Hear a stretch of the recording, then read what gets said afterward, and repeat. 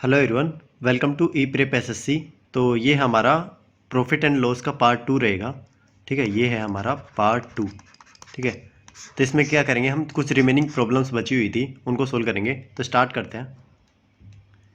The cost price of setting up a magazine is ₹2800। The cost of paper and ink etcetera is ₹80 per 100 copies and the printing cost is ₹160 per 100 copies.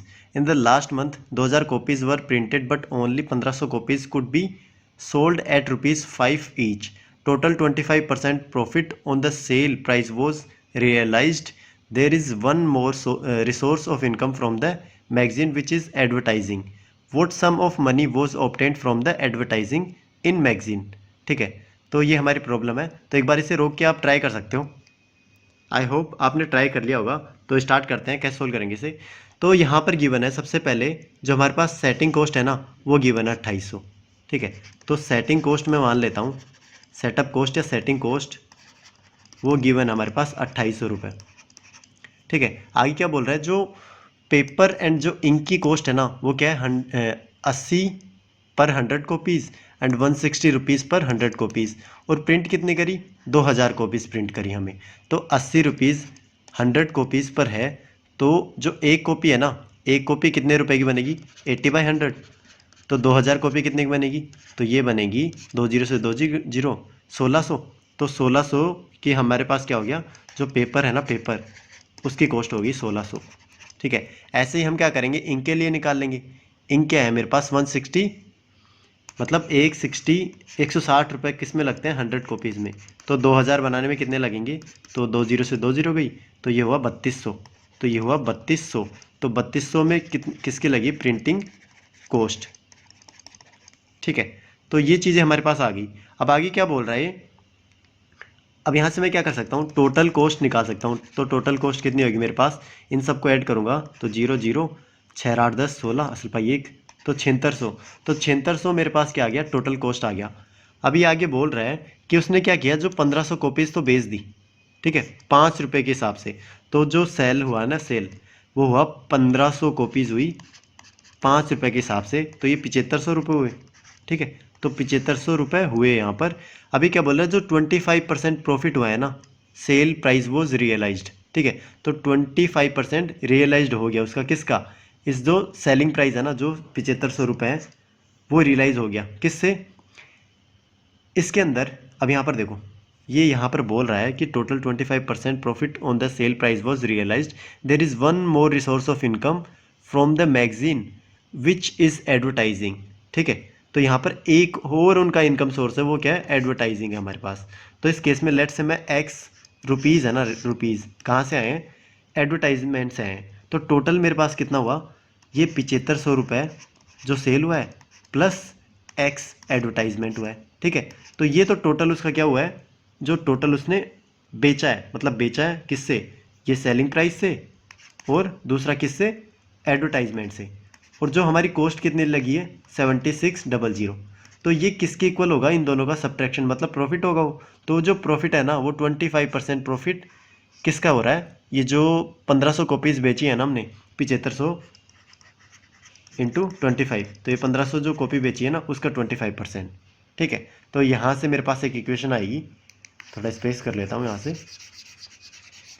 तो यहाँ से एक equation आएगी मेरे पास, ये होगा x minus का 100 equals to 20 से 20 गई, तो इसको मैं मल्टीप्लाई करूँगा तो 55 पंजे 125, 12 25 अंत है 175, 175 और 12 कितना हुआ मेरे पास, 175 और 12, ये 7 8 1, तो 1875।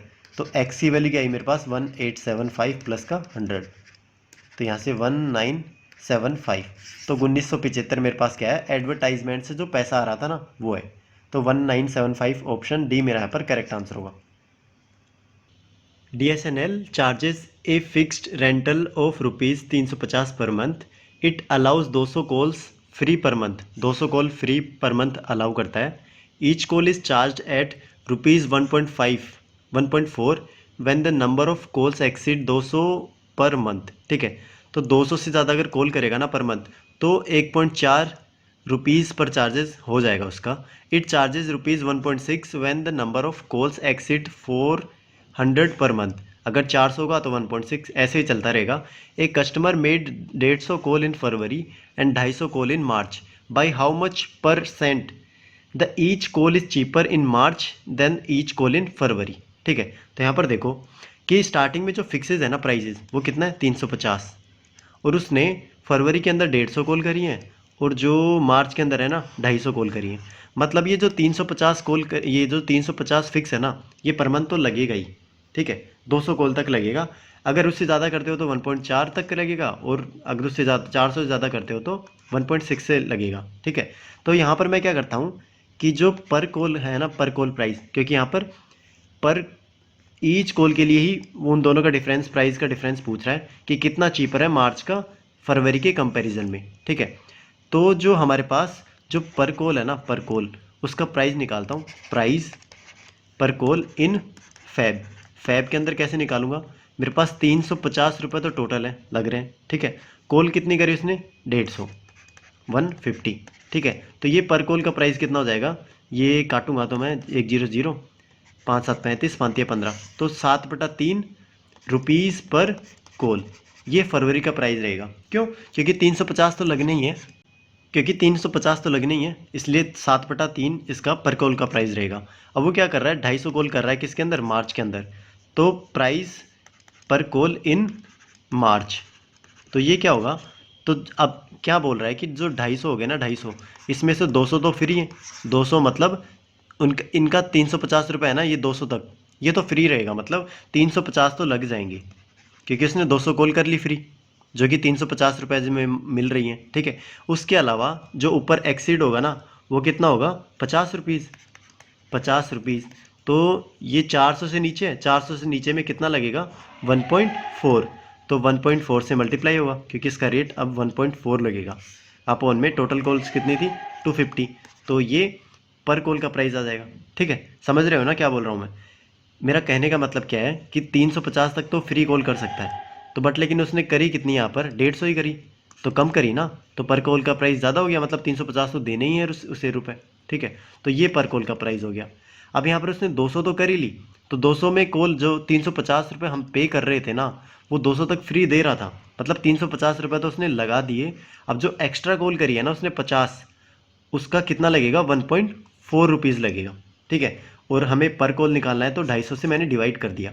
तो ये कितना होगा? ये होगा, मल्टीप्लाई करूँगा इसे तो 10 से 10, और 350 में ये 14.70, ये होगा 420। तो 420 अपॉन में 250, 10 से 10 गई, तो 42/25। ये मेरा क्या आया? पर कॉल का प्राइस आया मार्च के अंदर। अब हमें निकालना क्या है कि हमें फाइंड आउट करना है कि कितना चीपर है मार्च का कंपैरिजन टू फरवरी। तो सिंपली क्या करना है हमें? 7/3 माइनस का 42/25 किसके कंपैरिजन में लगाना है? फरवरी के में। तो 7/3 परसेंटेज निकालना है, तो 100 से मल्टीप्लाई करेंगे। अब इसका हम क्या करेंगे? एलसीएम लेते हैं। तो 25 अंत है 175, माइनस का 3 दूनी 6, 4 तिया 12, 126 अपॉन में 25 गुना 3 इंटू 7/3। तो 3 से 3 गया, तो ये बचा कितना बचा मेरा? 15 में से 6 गया 9। अब यहाँ पर 6 में से 2 गया, 6 में से 2 गया 4। ठीक है, अपॉन में 25 इंटू 7, 7 से कट रहा है, 7 7 49, तो 7/25 परसेंटेज निकालने के 100 से मल्टीप्लाई करेंगे, 25 100। तो ये आया मेरे पास 28%। तो 28% चीपर है, तो ऑप्शन ए मेरा यहाँ पर करेक्ट आंसर होगा। In the bargaining bazaar, everyone purchases with a fair bargaining, so the trader marks up the prices too much. A trader marks up an article at rupees m expected use profit if it is sold on the marked price. ठीक है, तो एक price ने, एक जो trader है ना, उसने एम पी अपना रखा है एम कोई आइटम के लिए, बट एक customer purchases at m/2। But एक कस्टमर उसने परचेज कर लिया किस में? m/2 के अंदर, by using its fine bargaining skill, so the expected profit of the trader diminished by 66.66%। तो इससे डिक्रीज हो गया वो। what is the percentage discount fetched by the customer through bargaining?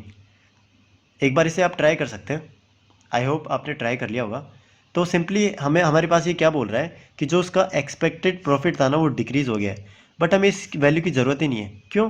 क्योंकि ये पूछ क्या रहा है हमारे पास, जो परसेंटेज डिस्काउंट है ना कितना फेच किया है वो पूछ रहा है। तो किसी का एम पी एम था, ठीक है, और उसका एस पी कितना हो गया m/2, तो कितना गिर गया, कितना गिर गया उसने, मतलब डिक्रीमेंट कितना कर दिया, m/2 से डिक्रीमेंट किया है ना, तो सिंपली हमें इसका प्रॉफिट निकालना है। तो m/2 किससे, एमपी से, एमपी क्या है हमारे पास n, इसका परसेंटेज निकालना है तो 100 से मल्टीप्लाई कर देंगे। तो ये सिंपली क्या आ गया हमारा 50%। तो 50% से उसने डिस्काउंट दे दिया है। सिंपली आंसर आ गया हमारा ऑप्शन सी। तो ऑप्शन सी हमारा यहाँ पर करेक्ट आंसर होगा। Tika Chand has a weighing balance in which there is a technical fault, the right pan of his balance measures always 200 gram more than the left pan. मतलब 200 ग्राम का वो क्या कर रहा है, धोखेबाजी कर रहा है। टीका चंद as usual misutilize this balance in his business. While purchasing the article he puts goods in the left pan and weight in the right pan. While selling he reverses the order. मतलब कहने का मतलब क्या है कि जब वो measure करता है ना तो खुद के फेवर के अंदर वो चीज़ें करता है, ठीक है। मतलब देते टाइम क्या करता है 200 ग्राम कम देता है, लेते टाइम क्या करता है 200 ग्राम ज़्यादा बढ़ा देता है, ठीक है। अभी क्या बोल रहा है, he uses only 2 kg weight for the measurement and to measure 2 kg weight he measure n times by 2 kg but he sells good at cost price. What is his profit percentage? ठीक है। तो ये क्या बोल रहा है कि जो उसने सेलिंग प्राइस है ना सिर्फ कॉस्ट प्राइस के ऊपर ही रखा है, मतलब जो पैसे बढ़ा के बताना है ना वो नहीं बढ़ा रहा। वो क्या बोल रहा है, मैं जितने में मैंने खरीदा है ना उतने में मैं बेचूंगा। बट वो कर क्या रहा है कि 2 पेन है उसके पास, लेफ्ट एंड राइट होते हैं ना, मापने के होते हैं, हम उठाते हैं तराजू, तो एक लेफ़्ट साइड का होता है एक राइट साइड का होता है। तो इसमें क्या होता है कि 200 ग्राम का ज़्यादा इधर, ठीक है, तो वो दोनों तरफ क्या करता है धांधलेबाजी करता है थोड़ा, ठीक है। तो इसका कहने का मतलब क्या हुआ कि 2 kg हर बार वो मेज़र करता है, तो मतलब जब उसने लिया होगा ना 2 kg तो एक्चुअली वो कितना होगा 1800 ग्राम। क्यों? क्योंकि उसने अपने फेवर में 2 kg बढ़ा के बताया होगा ना उसे, तो 1800 जो ग्राम है ना, ग्राम उसने उसको बताया और 2 kg लिया, तो यहाँ पर 200 का उससे प्रॉफिट हुआ 200 ग्राम का, ठीक है। ऐसे ही फिर जो 2000 वो बेचने जा रहा होगा ना तो उसने क्या किया होगा कि 200 बढ़ा के बता दिया होगा, मतलब 2200, ठीक है। तो यहाँ पर उसने कितने का प्रॉफिट कमा लिया 400 ग्राम, 400 ग्राम का प्रॉफिट उसने यहाँ पर कमा लिया। तो सिंपली यही बताना है हमें कि उसने कितना प्रॉफिट परसेंटेज कमाया है। तो मतलब 400 ग्राम उसने कमाया है किस पे, 1800 पे, इंटू 100, तो ये हुआ 00 से 00। अब ये कितना जाएगा, तो ये हमें पता है 2 से काटेंगे 2/9, तो 2/9 की परसेंटेज फ्रैक्शन कितनी होती है 22/2/9, क्योंकि 11 सही 1/9 किसकी होती है 1/9 की परसेंटेज होती है ना, तो ये 22 सही 2/9। तो ऑप्शन सी मेरा यहाँ पर करेक्ट आंसर होगा। तो सिंपली क्या करना है हमें ये निकालना है कि जो 200 ग्राम है ना वो 2 बार उसने गड़बड़ी करी है, तो 400 रुपीज़ की उसने, मतलब 400 ग्राम की उसने धोखेबाजी कर ली यहाँ पर। तो ऑप्शन सी मेरा यहाँ पर करेक्ट आंसर होगा। अक्रम मियाँ has 2 types of grapes, one is the fresh grapes containing 80% of water and dry grapes containing 25% water. He sells 20 kg dry grapes by adding water to the dry grapes at cost price. what is the actual profit percentage when adding after adding water to the weight of 20 kg dry grapes increased in the proportional of water in fresh grapes। ठीक है, काफ़ी अच्छी problem है, देखते हैं कैसे करेंगे इसे। हमारे पास स्टार्टिंग में रेशो गिवन है फ्रेश ग्रेप्स, फ्रेश के लिए एंड ड्राई के लिए। तो देखते हैं फ्रेश के लिए कितना गिवन है, यहाँ पर मैं वाटर लेता हूँ, तो यहाँ पर कितना लूँ, पल्प लूँ, मतलब जो भी उसके अंदर है। तो ये किस रेशियो में है 80% के रेशियो में है, तो 80% मतलब 80% वाटर है उसके अंदर, ठीक है। तो 80% वाटर होगा, तो 80% वाटर होगा तो 20% पल्प होगा उसके अंदर, मतलब 4:1 का रेशियो हमारे पास आ गया किसके अंदर, फ्रेश ग्रेप्स के अंदर आ गया।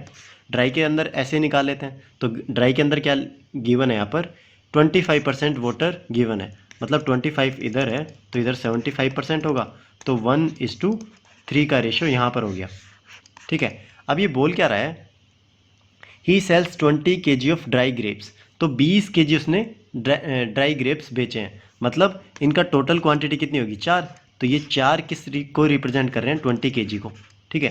तो इसको मैं डिवाइड करूँगा तो 3 की यूनिट वैल्यू कितनी आएगी, ये होगी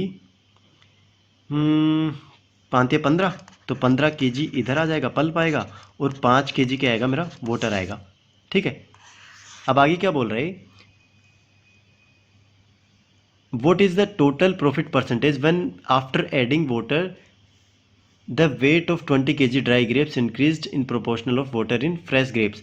मतलब उसने क्या बोला कि ये जो हमारे पास 5 kg है ना, 5 kg और 15 kg है, तो इसने क्या किया कि फ्रेश ग्रेप्स बनाना चाहे, मतलब फ्रेश ग्रेप्स इसको बनाना चाह रहा है वो, तो इस केस में क्या होगा, जो हमारे पास ये 15 kg है ना, 15 kg ये तो पल्प रहेगा, फिक्स रहेगा, मतलब एक यूनिट की वैल्यू कितनी हो जाएगी यहाँ पर 15 kg, क्योंकि वो फ्रेश से क्या कर ड्राई से क्या कर रहा है, फ्रेश बना रहा है, मतलब पानी ऐड करेगा उसके अंदर, पानी ऐड करेगा, तो मतलब ये चीज़ तो फिक्स रहेगी।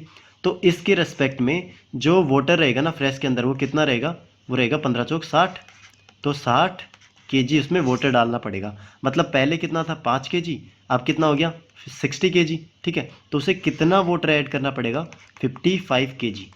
ठीक है, तो 55 kg उसे वाटर ऐड करना पड़ेगा, तो 55 kg उसने ऐड किया, किसके रेस्पेक्ट में कर रहा है वो, 20 kg, यहाँ पर गिवन है ना, with respect to 20 kg, weight 20 kg, तो इसका परसेंटेज हमें फाइंड आउट करना है, तो इंटू 100 से मल्टीप्लाई कर देंगे, तो 20×100, तो ये आया 275%।